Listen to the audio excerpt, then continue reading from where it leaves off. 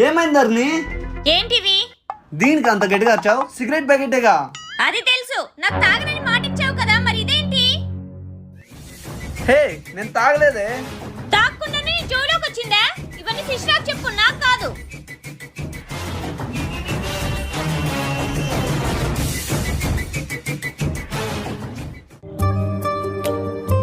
ధరణి, ధరణి,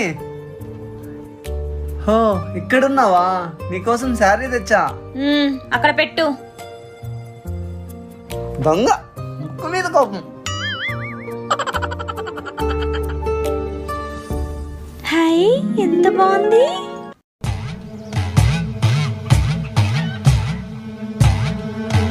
ఏంటక్క, కొత్త శారీయా?